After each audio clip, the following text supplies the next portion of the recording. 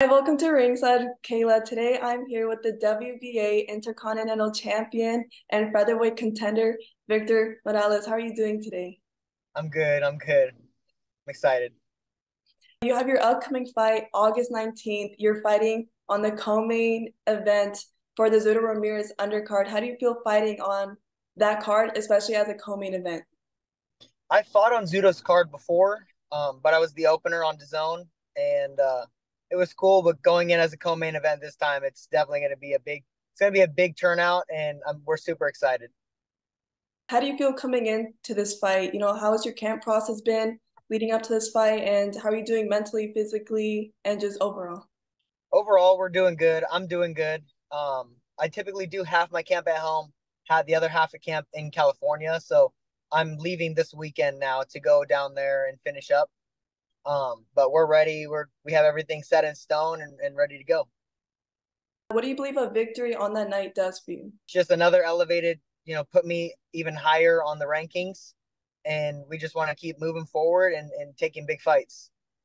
You're signed with Golden Boy. Your last fight, you defeated Diego de la Hoya. And I saw a video where Oscar de la Hoya actually came up to you and he congratulated you for defeating his own cousin. So, what was going through your mind during that moment? Like, were you surprised at all?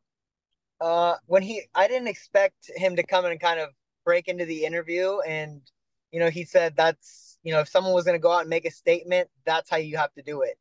And, and that's exactly what we wanted to do. That's what I said all week that we were going to do was make a statement. And the statement was made. What made you sign with Golden Boy and how do you like working with them so far? So when we signed with Golden Boy, we had actually been working with other promotional companies and talking with them for years, and they just didn't bring around the right deal. Just overall, it wasn't never money. It wasn't ever. We wanted to be able to be elevated and push the right way, and we wanted people to really know our name. So we were kind of waiting. I always wanted to sign with Golden Boy, and Oscar was my favorite fighter growing up. So it just when the time came around and they actually gave me a good offer, we took it. What other fighters did you enjoy watching growing up into the sport? Watched a lot of uh, Oscar De La Hoya, Andre Ward, kind of a lot of the newer stuff. I kind of watched a little bit of the older stuff just to enjoy it, but the style of boxing nowadays is just not the same. So I try to not focus on that too much. You're from Vancouver, Washington. How does it feel to represent Vancouver, especially since it's not really that known, but now you get to bring some of that recognition back to your hometown. So, yeah, how does it feel to represent Vancouver and how is the support system back at home? Supporting the support system, it's amazing. I have a lot of friends and family that support me.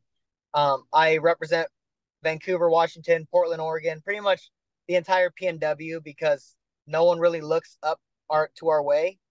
And so being able to be one of the people that are putting it on the map, it's huge. Having a strong support system is really important, especially in this type of career that you're in. How does your team, your wife, your family, how do they all support you in your career? It's just nothing but support. Everybody, it takes an empire to run a team, and the fans might just see two people get in the ring and they fight it out and that's it. But there's really just there's teams behind everybody, big or small. I happen to have a big team where everyone kind of has their own part. My whole family is involved. My fiance is involved. Everybody's involved, and it really makes life and everything just a lot easier. I saw in another video how your father introduced you to boxing, but what made you decide to stick with it and pursue it as a career? Well, I followed him into the gym when I was younger, and I did other sports when I was younger too. And I guess boxing just caught my attention. I started getting in the gym, started getting good at it, and I just stuck to it. A huge upcoming fight next week, the Terence Crawford and Errol Spence. What's your take on that fight? It's a big fight. Everyone's obviously glad that it's happening. Yeah. I'm gonna take Bud Crawford in this fight by unanimous decision, but that's just what I think. Um, it should be a good fight. Everyone's super excited. I'm super excited. So we'll see what happens. There's talk of a potential fight between Devin Haney and Teofimo Lopez. What do you think the outcome of that would be? It's interesting. Because I know both of those guys from the amateurs, and I mean we'll see. I mean it's gonna be who outboxes who really. I think Devin might have the better boxing ability, but Teofimo's going to make it kind of awkward, he's going to make it different. And so I just think it's a 50-50 fight at that point. You're 18 and 0. You've already have some experience being in this boxing game and into the business. What do you think is the biggest thing that you've learned from the sport? You got to take it one day at a time, one fight at a time, and just stay focused and train. I mean, it's it's a big business. You have to have the right people around you, the right people monitoring your business side of it and everything, because it's not just I hop in, I want to fight these guys. It's a big business. So I'm glad that I have the right team around me to make that easy. What advice would you give to young fighters who are looking to come into the sport? Start running, focus, and just be open to listening, because you gotta be open to listen. What would you say is your favorite thing about, being a professional boxer?